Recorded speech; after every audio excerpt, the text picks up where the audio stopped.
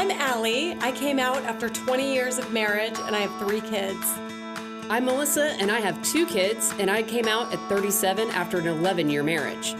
This podcast is about coming out later and the struggles and victories that come with it. When coming out feels like the end of the world, but it's really just the beginning. This is the Lesbian Chronicles.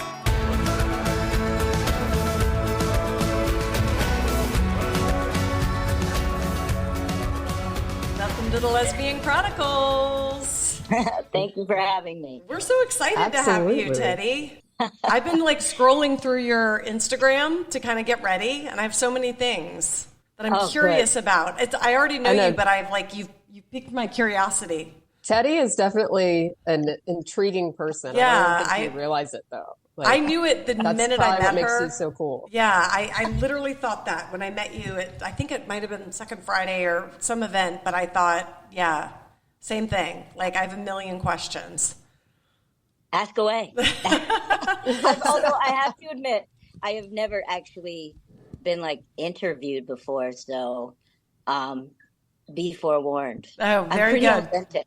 Well, we like authentic, and I warned you before, but anything that you say that you're like, oh shit, we just tell us and we'll edit it out, because I have oh shit moments pretty much every episode. And it's okay if I swear, because that's a big question of mine. I'm kind of a sailor. We encourage There's no it. children listening to our show. Yeah, so. we like swearing. I was hoping. Actually, we might have I think we do have a few. We have gotten some emails before from teenagers and stuff. Really? Yeah. Oh my God, what are they thinking? Coming out late, I guess. I guess teenagers, it's late for them. So kind of data for them. It's just good data for what's coming. Yes. Yeah. Well, Teddi, studying their early mommy issues. Teddi, were you out always, or are you like Melissa and I? No, I guess I came out around college, but then again, it's kind of, wow, I'm really nervous. Don't be. Oh, So it's cool. At first I kind of came out as bi, I guess. Mm-hmm. I think that's the safe coming out first step. That's something Melissa and I often debate, but go ahead and then I'll tell you why. Yeah. Well, and I don't necessarily, I don't know. I think anything black and white is absolutes are kind of, I don't know. I'm not really in that world, but I mean, for the most part, I knew in college that I had a propensity for women, I guess you could say, because it was all of a sudden I had my first kiss with my roommate, and that was with your roommate? So then you had to live with her? Oh yeah. Oh God. Yeah. That sounds like a recipe for disaster. Actually, it was secret because the other roommates didn't know. It was a quad situation. So we were passing notes in each other's underwear drawer. Oh my God. I like this. This is like the beginning of a great movie. Right? It's reminding me, I'm thinking I feel like there was this little bit of a sweet spot in the mid 90s where being bisexual was cool. Yeah. Yep. You know? Yep. That's why you don't come out as gay until the 2000s, because it was too cool. No, seriously. It was a lot of fun. I mean, we really, the exploration it wasn't so scary. I actually used to write for my paper, my college paper, as a pseudonym because I didn't want to come out. So it was an article called For Our Eyes Only. And it was talking about the experience of being gay and trying to have conversations hidden, people just coming into any situation and oh, how was your weekend? And feeling as though you couldn't necessarily have an authentic conversation because there were elements of what you had to share that you were kind of guarding. Oh my God, I never thought about it that way. I mean, of course I've thought about that, but I've never thought about it that way. You can live decades inauthentic because you have to leave details out. Yes. What did you do this weekend? Right. You can't. I'll tell you part of what I did, but I'm not going to tell you about the underwear drawer part. Right. Or exactly. Yeah. Or even change the names to, instead of Tanya, it's Timmy. Oh, wow. Okay. God. Yeah. That's a lot to keep up. What year was this? Set the scene. What year? Where'd you go to school? I went to school in upstate New York, Oneonta, and it's a SUNY school. what year? Let's see. I was there like 91 to like 97 or 98. I should have a doctorate. I don't. But yeah. I think you and I are about the same age because I'm 49. Wow. How old are you? I'm 50. Okay, 50. Yeah. So we're about the same. So we were in college at the same time. Exactly. Yeah. Yes. I don't remember feeling, though, that it was cool to be bisexual, but I'm from the Midwest.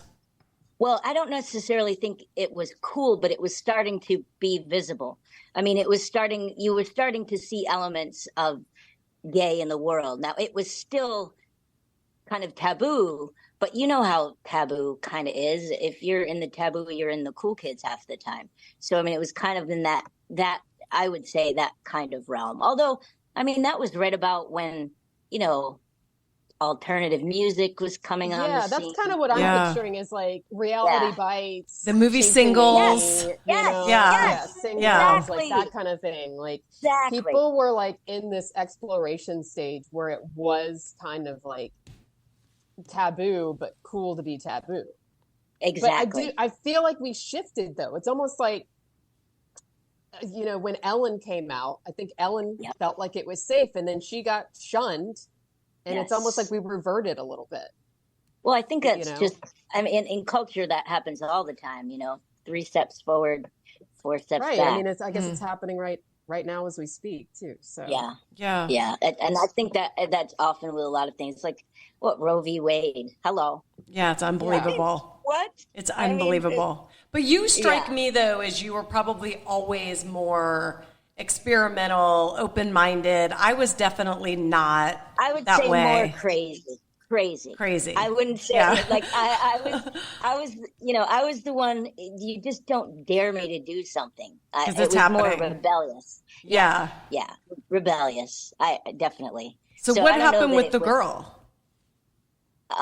We didn't date for long, but I mean we're still friends 30 years later. Oh wow! Do you talk about it? Say about the experience? Yeah. They text about it every night. Yeah, we text every night before I go to bed. I mean, remember that time? Sometimes. I mean, there's just been so much that has, believe me, the entire. You don't want my whole story. You don't have enough time. Yeah, we could do a 2-parter. But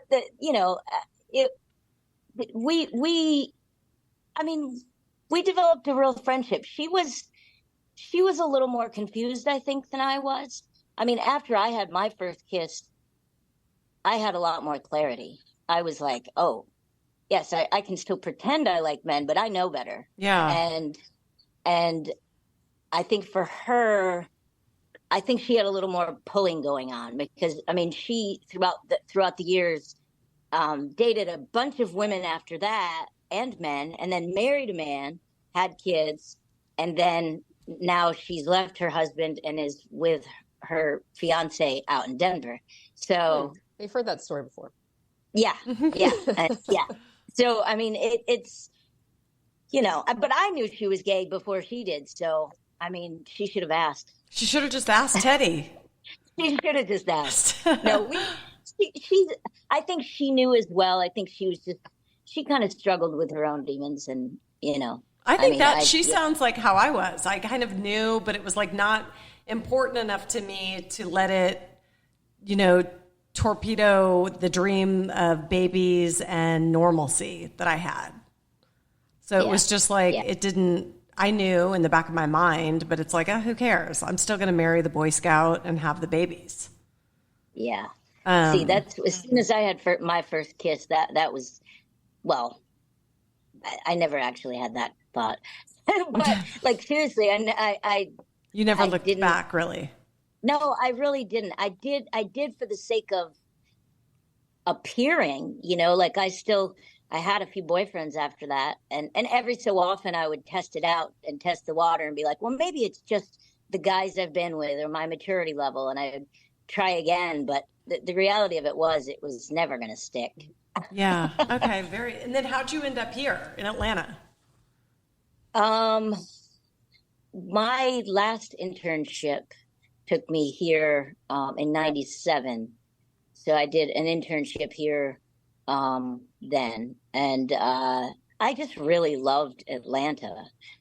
I mean, actually, one of my favorite stories prior to that internship, I came down with my partner at the time, and we came to visit her aunt in Marietta.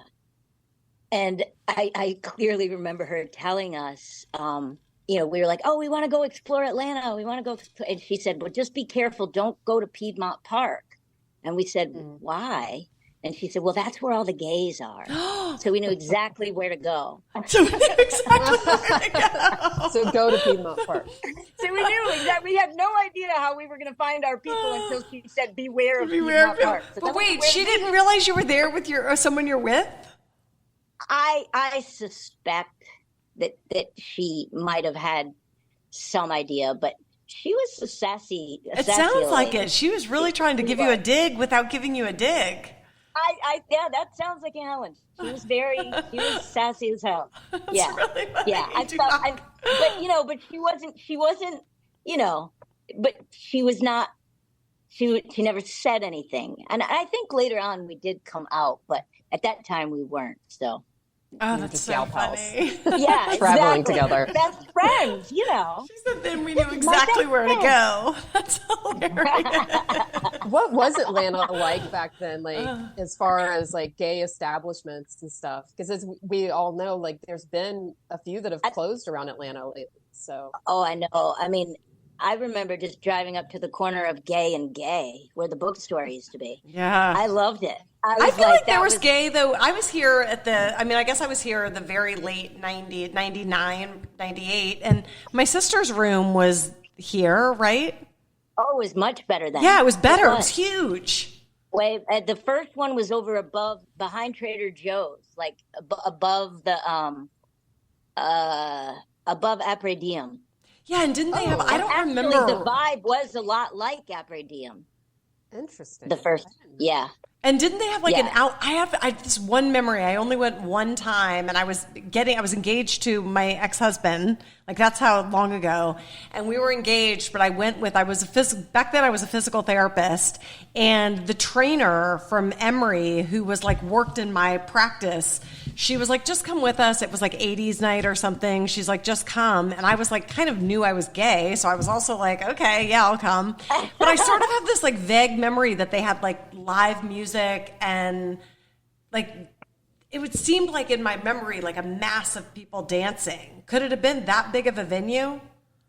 You might be talking about Decatur. I can't remember the year that it moved to Decatur. Okay, it might have been when it was in Decatur. Was there an open, was there an indoor? Yes, outdoor and area? outdoor. Okay, Yep. That was Decatur. Yes, okay, that's where I went. That was by far the best. I literally was like, what? Yes. They've moved so many times. We have to articulate because there's so many different venues they've had. But yes, that one was by far the best. They had all the outdoors was all dancing. They had a little teepee in the back. There was like a car, like kind of dressed in the back, almost like old cars just sitting back there with like, it was neat. Yeah, yeah. I remember thinking it was like a total blast. It was. And it just seemed like, how can there be this many gay people? It was like a sea of people. It was. The indoor dancing area was downstairs. There was also the bar area upstairs. Then there was the outdoor dancing area. Then there was the outdoor backyard with the teepee and the cars and shit. So, I mean, you could hang out anywhere and every type of area that you really wanted to find. Right. Yeah. Yeah. That's so cool. And that was also like pre-dating apps, so. You could meet people. Yeah. I have this like also weird, this could be totally wrong, but I wonder if you were in that group of people, maybe you would know, but I feel like that particular night, it was like all the talk of the bar was that I hope I'm not saying the wrong thing, but Ted Turner's daughter potentially, either Ted Turner's or maybe was daughter, was like this kind of, was gay possibly, or maybe it was his niece, but it was like everyone I remember at the bar that night was like, oh my God, Ted Turner's daughter's here. And it was like a big thing. And of course I wasn't out or even thinking about women then, but I just remember that being like, wow, okay, that's the lesbian celebrity, I guess. Honestly, I didn't even know. I don't know. Maybe I'm wrong. I might even have the person. I'm looking up Ted Turner right now. He does have 5 kids, so there's a chance that one of them could be gay. I would have to dig in more, but I just remember that being like circulating around that night. Anyway, back to you. Oh no, this is great. This is fantastic. Well, there's something you posted on Insta that struck me and has come up a little bit on the podcast that I want to ask you about. But you were talking about like turning 50 and like being authentically what you look like and how you are, how I am at 49. Like it's different than how I was at 40. It's different than how I was at 35. Like your body changes, your skin changes, all kinds of things. And you kind of were really vulnerable and like, I'm going to take the filter off. Of course, you were still gorgeous, but I couldn't even tell. I mean, you look exactly the same as if you had the filter on. But you did. To me, that was really cool to recognize because I think people don't talk about that. Like there is this thing, things start to happen where you're like, God, it kind of bums me out. Like I wake up and my eyes are swollen and I'm like, this never used to happen to me. Well, I try not to look in the mirror when I first get up, first of all. Okay, well, there's my trick. I need to do that. To be honest, I actually, it's just something that I've noticed. Like once I got Snapchat for the first time and I could talk to my friends as Shrek, and I could, like I was on fire. I'm like, oh my God, I can be anything. I could be a cartoon character. And so I had a lot of fun with the filters. And then I really had a hard time going back from that period. I was just like, wow. I could be a kitty cat. I mean, just you saying I could be Shrek it tells you everything you need to know about Teddi. Exactly. I know. You just got an iPhone, and we've been walking you through that. She's sending all this stuff, like in the group chat now. What was it yesterday? You were Edward Scissorhands. So. Okay, so wait, I don't even know about what that is. But so you do the filters, and then you were like trying to come back to who you are, and you're like, wait a minute. And I was like, oh my God, I'm ugly. Oh, but be bullshit. I'm not broccoli. I'm not a potato.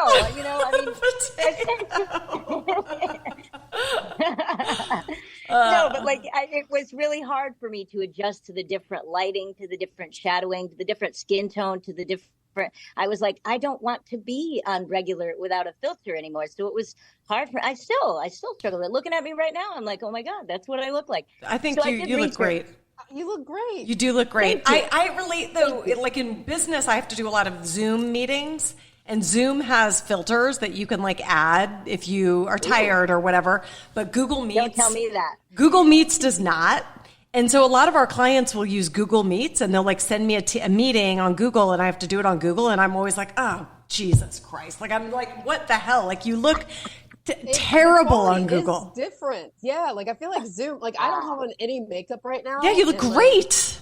You look fantastic. You look fantastic too. It's like, what is it? They're like trying to hurt you. A magnifying mirror. I know, every pore. So I did some research and, well, you should look it up because I really wanted to know. I'm like, why? I literally Googled, why do I look ugly in pictures? Yeah. Well, you don't, but yeah. Why? What did it say? And it was actually speaking about a lot of times we look at ourselves in a mirror and the actual the reflection is reversed. So when we see ourselves in a mirror, we're used to seeing ourselves in a reversed photo of ourselves. So when we look at ourselves in a camera, we're actually looking at a reversal of what we're used to seeing. So it's swapping the sides of our faces. But why should that be any different? Whether my ugly side is my left or my right. We get used to what we see. Yeah. We get used to what we see. We're accustomed to seeing ourselves from a certain perspective. Angle. Yes, with a flipped perspective. So it's just once we get accustomed to seeing it, and then the reversal kind of it's a different way of seeing yourself.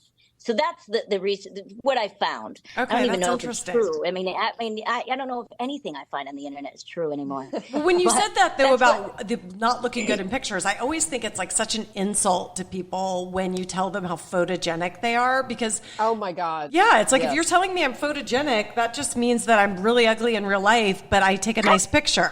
Can I tell you about the damage that has been done to me over the years because of photogenic? I did pageants, Oh. right? And there was a Miss Photogenic category, and I would win Miss Photogenic, and then like not place in the pageant. Like, what the fuck is this?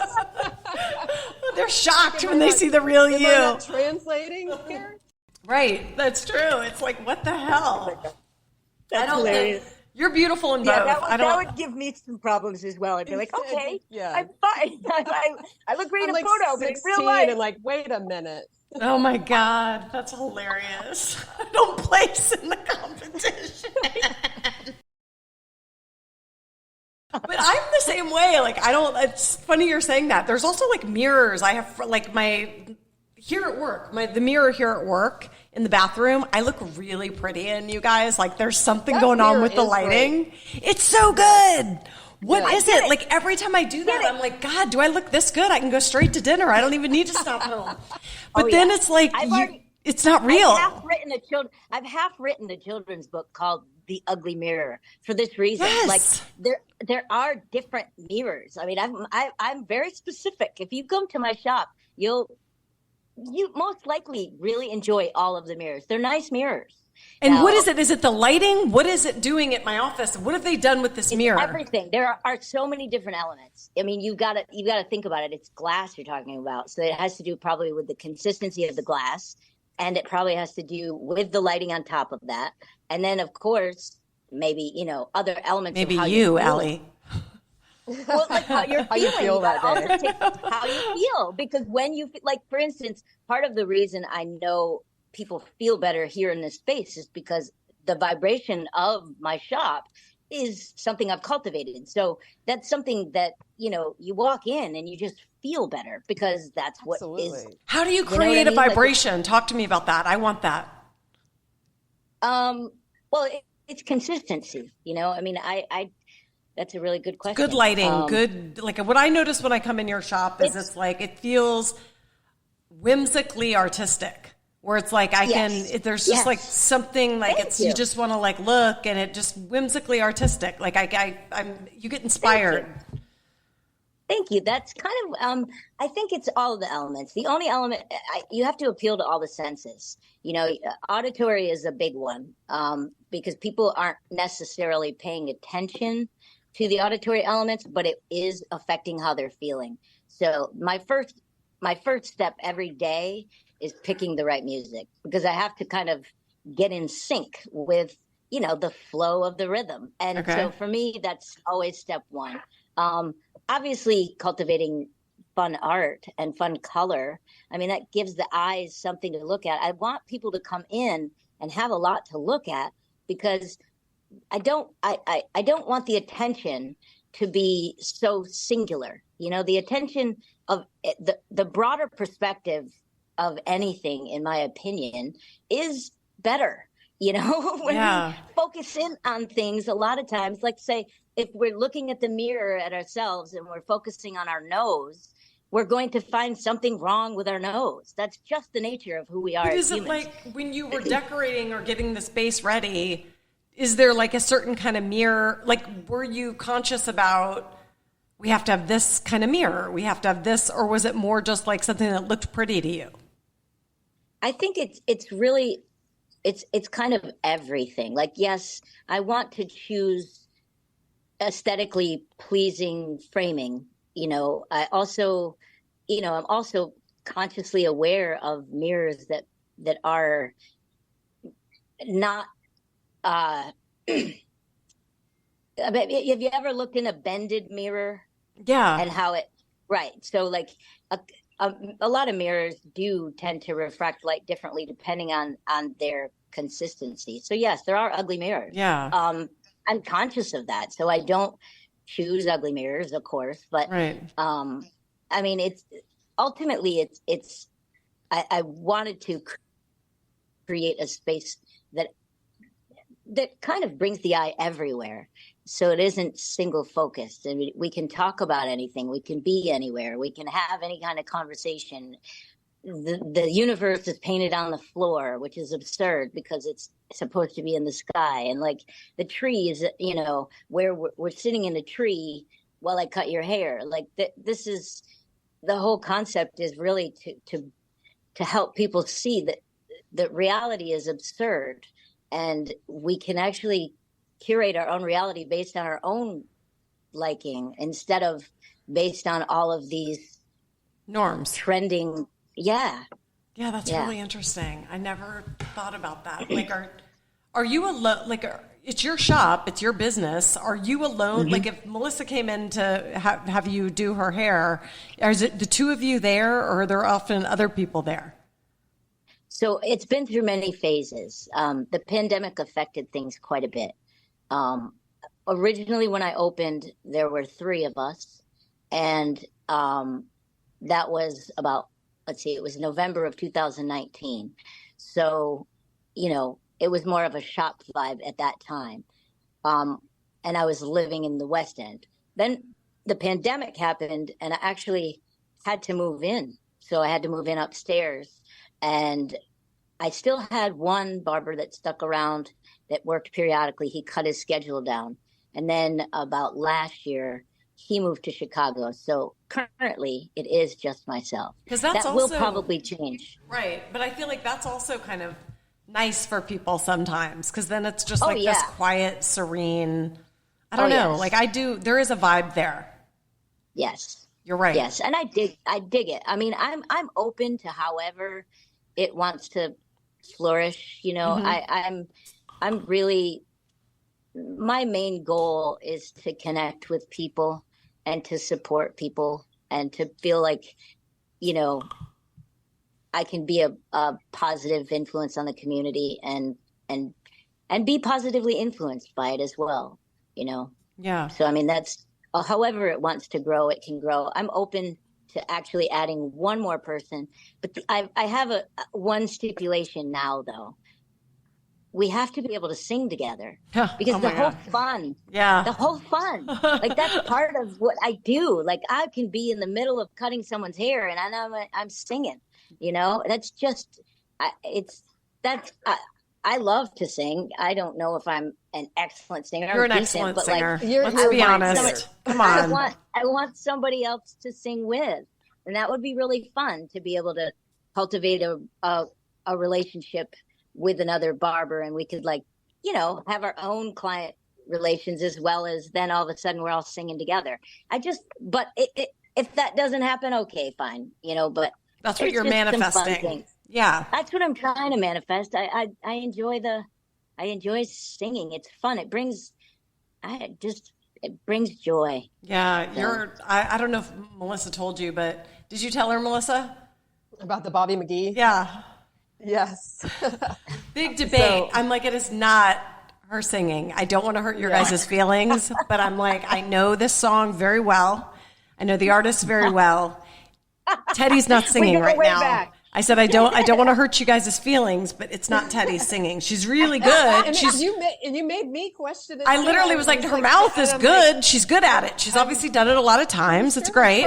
But now that you're saying that, I'm like, it does sound really good. Yeah, it sounds really good. She's practiced. The mouth is moving perfectly with the words. I'm like, this is really impressive. It's not Teddy. Well. It was totally fucking Teddy. Yeah. Unless Teddy's lying, it was really fucking Teddy. But I have been singing that song for a very long time. So, well, if anyone needs a guest singer at an event, I've got Teddy for you. I want to tell you, you should hire Teddy. I mean, or to rent out your space too for parties. I mean, yes. It's killer. It's also good because truly there are so many times that I want to have something, but I don't want to have I don't have 100 people I want to invite. I have a tight knit group, and it's like it's not such an overwhelming space that it could feel so cozy. You could have 12, you could have 10 people there, you could have 8 people, and it would be a lovely evening. Yes, actually, I've had during busier times, like during holidays when there's a lot of clients coming through. There is a real right around anywhere between 7 and 12 people at a time. It does kind of light up the room. Yeah. Like there is a sweet spot of of the amount of people, like where it really shines. And I've even had like 60 people, which honestly was a bit much for me. I couldn't. That sounds like a Yeah, lot. that does sound like a lot. Yeah. When you were saying you're Yeah, it looking was- for someone or you'd like someone to sing with, it got me thinking, like, sing with, are you in a relationship or do you want to be in a relationship? Let's get back to the gay thing. Oh, I'm just curious. I'm not in a relationship. My last date was a court date. Oh boy. Oh God. What did you get in trouble for? I'm just kidding. I'm Okay. kidding. I was kind of excited. I don't know. I was supposed to go to what is it called? Jury duty or whatever. Okay. Yeah. Not nearly as I got out of exciting. it. I get out of it. But no, I'm not. So it's very awkward and uncomfortable in this subject. Oh, good. Let's dig in. Melissa, start thinking of something really hard. I'm Right. scared as hell. I've been in, I think I've had 13 relationships. Oh, and unlucky with 13. 13's an With unlucky women. number, you know.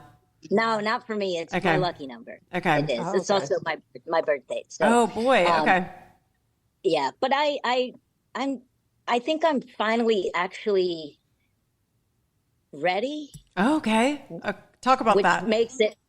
just makes it harder to think about, because in the past, dating to me was learn more, be more, do more, grow more, all that kind of thing. And now I'm like, wait a minute, I'm very comfortable with where I am.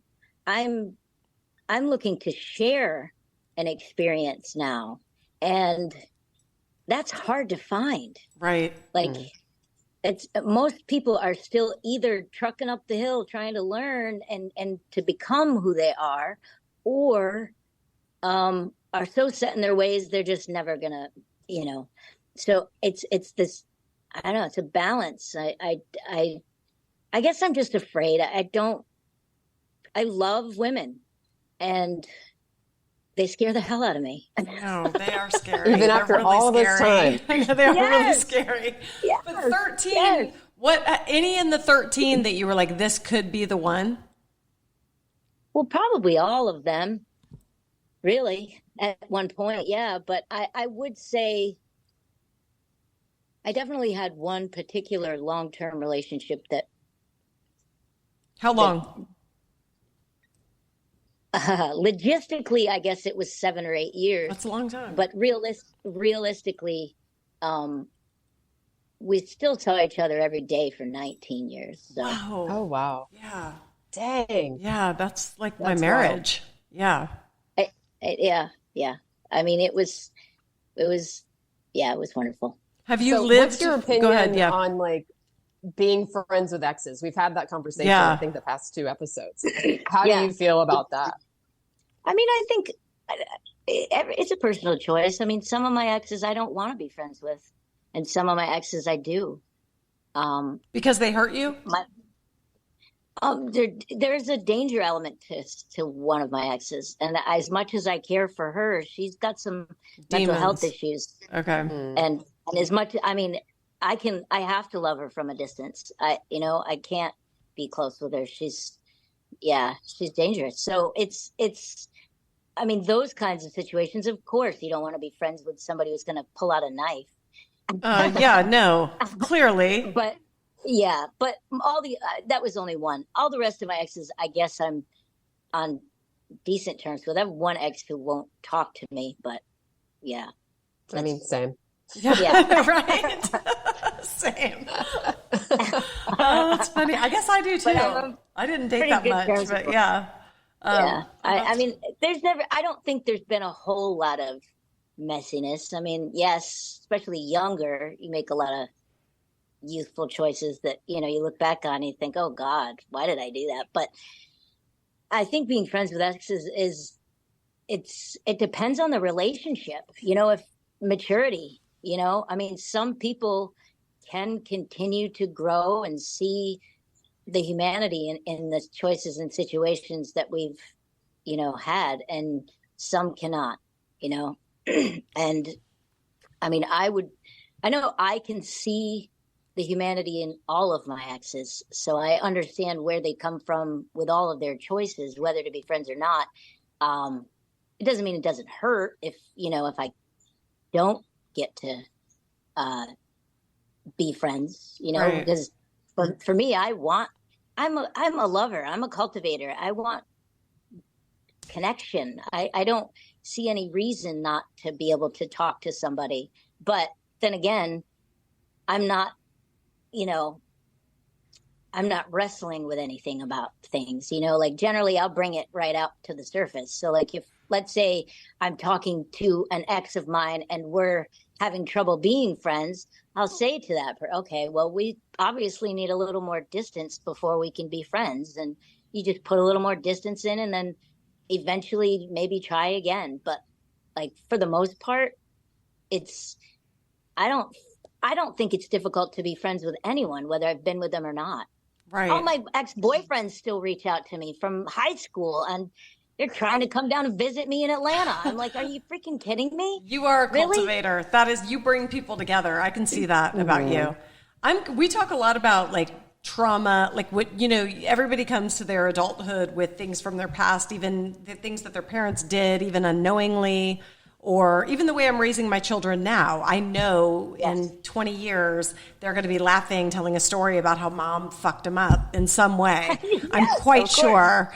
So, and I know what mine are from my childhood, that now as an adult, when I'm out there trying to make my relationship work, I know what comes up for me. I know what my trauma is that I'm still battling. What's yours?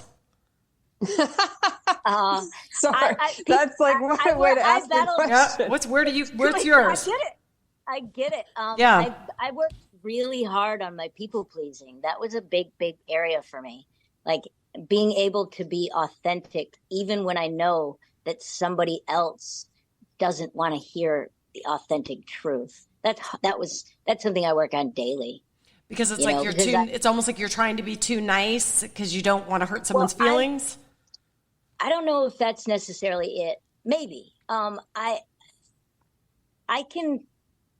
pretty intuitive, very empathic, so I can feel what people want from me. And to be conscious enough to recognize that I'm not sleepwalking into what is expected of me versus making a conscientious choice of where I'm actually presenting from, or what you want for yourself. Yeah, because where I authentically sit, I'm very aware of. Who I am, I'm very aware of. But you put me in the company of a pretty girl, and I forget pretty quickly who the fuck I am. And it's not conscious. It's like suddenly I'm sleepwalking into this pleasing position of like, sure, that's fine with me, whatever. Yeah. It's like she says she loves pizza, and you're like gluten-free and dairy-free. And you're like chowing down Me pizza. too, love pizza. I eat it every day. Right? No, exactly, right? Like, but see, still to be conscious enough of myself when I'm falling into that. It's not because I don't feel as though I'm consciously choosing to please. For me, it's almost like a hypnotized into yeah, okay. Yeah. I don't, so to be mindful of that is big for me. That's one of my that's probably why I'm the most frightened to get involved. And it's been a minute since you've been in a relationship, right? Like 5 years. Yeah, 5 years. It's like, I'm always curious. Well, I have a friend who very recently told me that she's like, hey, I've got this woman that she really wants to find community or whatever. She told her about the podcast, but I was thinking about like Second Friday, she could go, or is it Second? It's called Second Friday. She could go and there's all these women there, and not that she has to like meet someone to date, but that there's always people, especially in Atlanta. It just feels like there's such a huge community. But when you go to events like that, how do you see, like, are you walking in the room like, wow, there's a lot of interesting women here? I definitely, there's women to get to know. No. I'm terrified. Okay.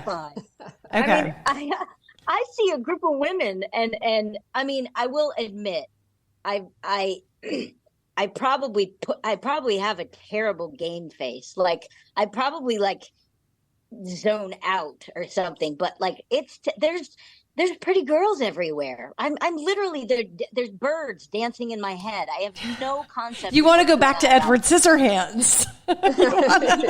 Get your mask on. But why? But yeah, it's terrifying. But it is like I feel like you're always so outgoing, and like I don't get terrified. When I got it, the birds dancing. That's the birds. Those were the birds.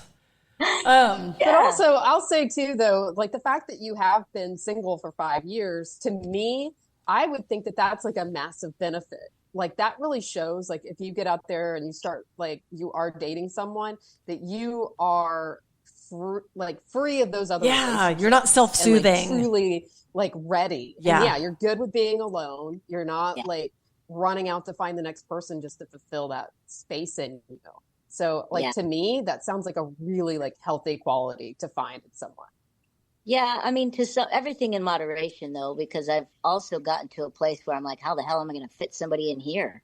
I've gotten so accustomed to doing things a certain way. So I mean, it's a balance of both. But yeah, I definitely have more comfort than I've ever had in my life.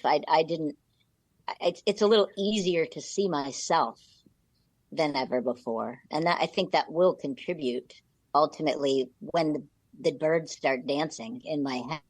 Have there been like have there been like when you're at these events, and I'm asking because I'm curious around the people that listen that feel like they don't know, they're like, I don't even know where to begin. But it's like, I think when Say hi to me. Well, that, or like, I've only been to Second Friday one time, but my takeaway was there was like 1,000 opportunities if you wanted to connect. I don't know. I mean, I didn't talk to that many women, but I felt like there would be lots of opportunities if somebody was looking for that at an event like that. Do you look around and think, God, I see so-and-so, I'm going to find out who that is and like get myself introduced? Like, do you actively try, I guess is what I'm wondering? I have a couple of times. Most of the time it's kind of social situations. I have a lot of social anxiety, so it's a little overwhelming for me to be conscious. But I just kind of flutter around and say hello to people that I know, and then occasionally, like there was one girl that was there that as soon as I saw her, my stomach dropped, and I was like, oh my God! And then my friend Ricky, she actually said hello to her. And I was like, you're like, there's my Ann. I'm like, who is that? Yeah. I mean, I need to be, well, let me introduce you. I said, not yet. I have to get my bearings. I can't even think straight right now. Give me a few minutes. Because I needed a minute. Like, I'm like, oh my God. But like, then now you've the first thing I'm thinking of is now you let Ricky know that you're kind of feeling this vibe. So like if I did that with Melissa and I'm like, oh my God, no, let me get my bearings. And then you can introduce me. Then I would be so shy in front of Melissa watching me like an idiot, getting my bearings and then like meeting the girl. There's no judgment. No, I don't. We've all been there. Yeah, no, I don't. I don't care if my friends judge me. I love them. They love me. They can judge me all they want. You don't seem like you have social anxiety, but did you end up meeting the woman? Oh, I said hello. I might have said, nice shoes. Oh, yeah. I don't know. Okay. How did that go over? I honestly don't know what I said, but I black out. I get so nervous. I really do. We're going to practice. We'll practice tomorrow night. Yeah. Why don't you guys do some role playing? We'll do some fake scenarios. Like you do some fake scenarios. Like, yes. I do that with my kids. If my kids have anything big coming up, I'm like, let's do a role play. Oh my God. I don't know that my kids would play that game. They'd be like, Mom, you're out of your mind. Cool. Well, you're a blast. I want to talk about also though, before we hang up, your business. Yeah. Like it's called Aha Barbers. Yes. It's on the Beltline in Atlanta. Yes. I mean, for anyone, like, do you cut anyone, like you offered to cut my hair? Like, is it anyone or is it more like? I'm a licensed cosmetologist and a licensed barber. So I do men and women. I do color, I do wax, I do cuts, I do fades, I do, yeah. So, I mean, as far as that industry is concerned, it's like drinking a cup of coffee for me. It's literally that I've been doing it 25 years. So wow. It's pretty, it's pretty simple for me. I'm trying to branch out also because I have a lot of space here. So, starting the podcast is one thing I'm going to do. I want to sell art. The graffiti furniture is really a passion of mine. And, so it's like, there's a lot that I'm kind of, I think what I really need is like some sort of business management because there's so many areas that I want to trickle into. Doing hair to me is kind of paying the bills and I love it. I'm good at it and it's easy. So in the meantime, takes care of that while I really want to explore artistic expression a little more, with my own podcast with painting and, I don't know. I have a lot of clients also in the movie industry. So it's kind of interesting how all of a sudden weird things will pop into my chair and opportunities that I'm like, do I want that opportunity? I don't know, Yeah. So I could see that because you have somebody uninterrupted for an hour. Yeah. Mm-hmm. So it's there's a lot. I guess I'm just trying to follow the thread. I don't know where it's going. I love my business and I do well at it. And as long as it's sustaining me, it'll be here. And then, hopefully I can maybe cultivate some other areas. I mean, I feel like you're already doing it though. Like your shop there, it's got a lot of your cool art in there that you're selling. You've got your podcast. You've started doing Confidently Clueless. Yeah. Tell me about the podcast. It's kind of a no template kind of format. Okay. I really like people to come in and sit down and talk. It's, because the areas, it's virtually, okay, I ultimately wanted to do it in the barbershop, right? Because those conversations are amazing. You sit down, you just end up talking about physics, or you sit down and you talk about spirituality, or all of a sudden you're talking about birds and you're learning how they, the bird calls. Like there's so many interesting conversations that come across in the hot seat that I wanted to kind of cultivate that.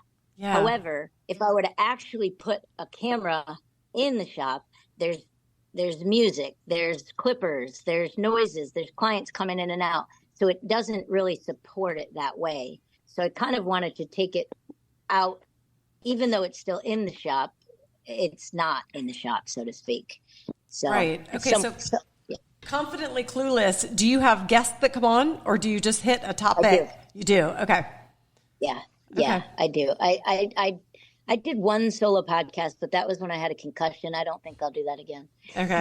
Yeah, it's hard. Even if I don't have Melissa, it's hard. I would not recommend. Oh, yeah. It is hard to sit and talk to yourself. Yeah. Like, oh, my God. I've done it a few times, and it's tough.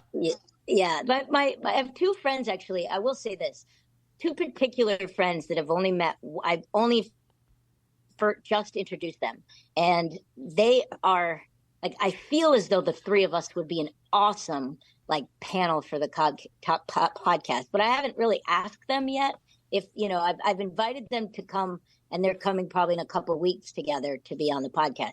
And if the experience is what I think it'll be, I would like to invite them more regularly because the two of them, both of them have a lot of elements of conversational that really just cultivate awesome conversations. Yeah. Both of them. I love people like that. That's awesome. Yeah. So hopefully, we'll see. Everything is still kind of trying to form its whatever it is. Organically. So I just I like to go with the flow. I like that. That's how I operate. So yeah. Me less so, but I try to be that way. I'm just not at all, unfortunately. I control every minute detail down to the second. Oh man, I would lose it. It's a lot. It's a lot. Yeah. That's my trauma, I guess. I'm working on it, but it's just who I am, I guess. I had an idea this morning. What about your trauma? Well, I could go on and on, but I had an idea today for a segment on our pod, and I'm just like now thinking about this, so we can edit this out. But this morning I was thinking, because Jamie was talking about this other woman that like looking to meet people, and I was thinking like we should have like a little segment every now and again on the pod that's like looking for love, or like you have a guest on that's single, and then like we get to know them, because it's kind of like we've had people on that later people are really interested in, and so it's like, cool. And then people could, I don't know, like DM or whatever they do, like to meet people. So tell us, I'm just going to do this on the fly because whatever, but if you were going to meet someone, what's the criteria? Like, what's your thing? Like, I mean, I could describe my ideal partner. What would yours be? Oh, that's such a good question. More feminine, more masculine, more studious, more cerebral, more artsy, more like when you picture the dream, who is she? Yes, I'll take all of those. Yeah, yes, exactly. Yes. I guess I am. There's a couple of things that are really important to me. I need to be able to live in the present moment. If there's anything I've learned about myself is when I'm trying too hard, I always fuck up. So being able to kind of be in the present moment and live according to flowing with the grain. So like I've had a couple of dates with people who are already like married with kids with me after a date, I can't, I mean, and that's extreme case, but the main thing I really want is someone who wants to be present, somebody who understands how to be present in this particular moment without constantly projecting into the future or constantly projecting from the past. Presence is really important to me. That's number one. And funny. I mean, I laugh at myself constantly. I mean, there are probably aliens watching me sometimes by myself all the time because I laugh at myself constantly. That must be a great show for an alien planet. By myself. I mean, you're a hit show. Out in another Venus. universe. On Venus, where all the women live. I love it. So what about like, do you gravitate toward more feminine women or more masculine women? I do gravitate towards more feminine women.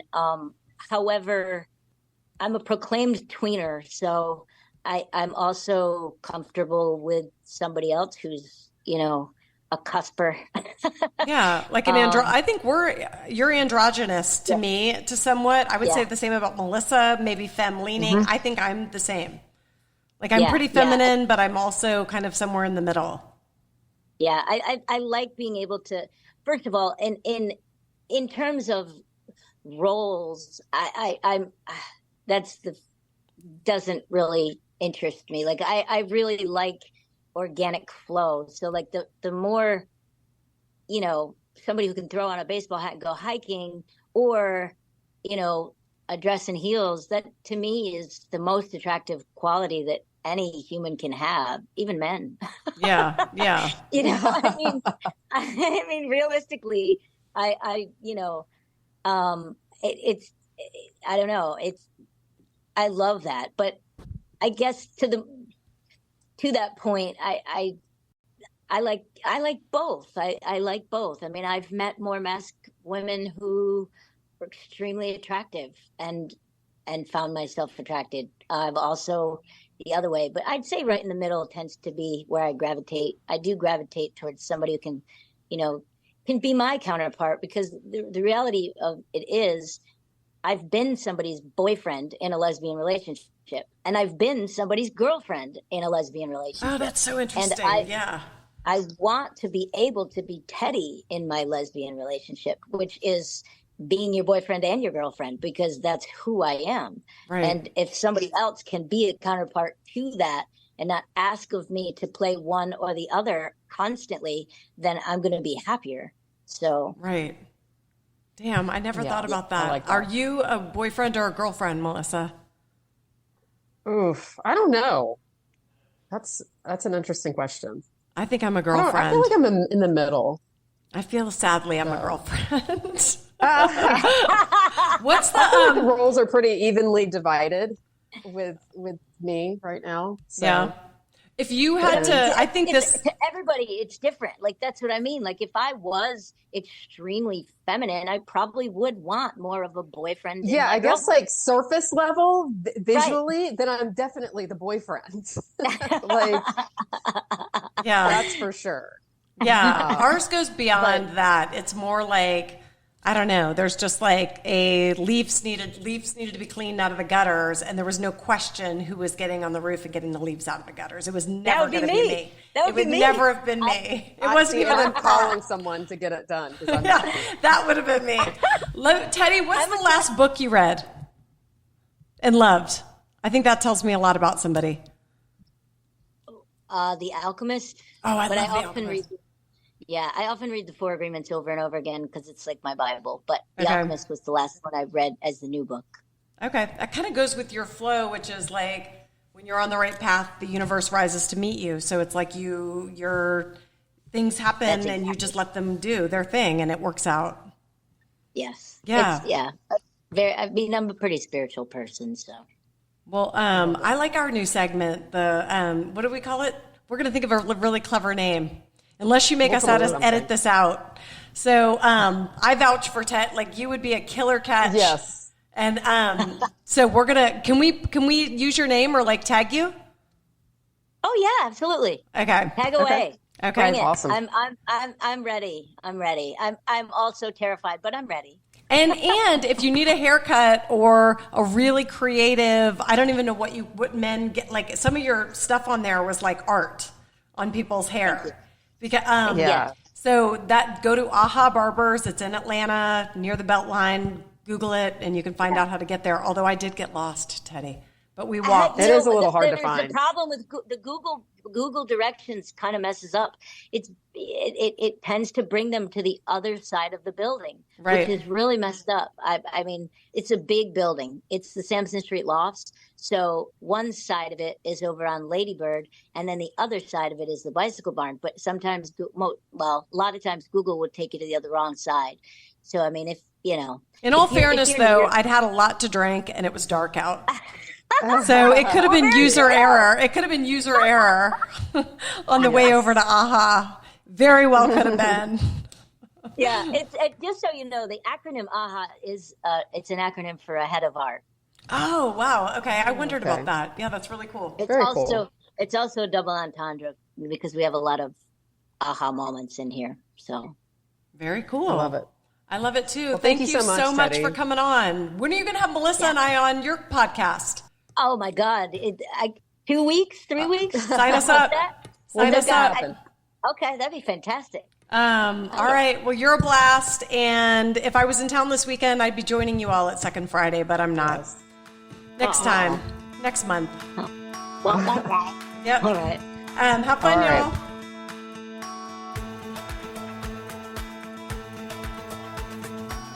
Want to support the Lesbian Chronicles podcast?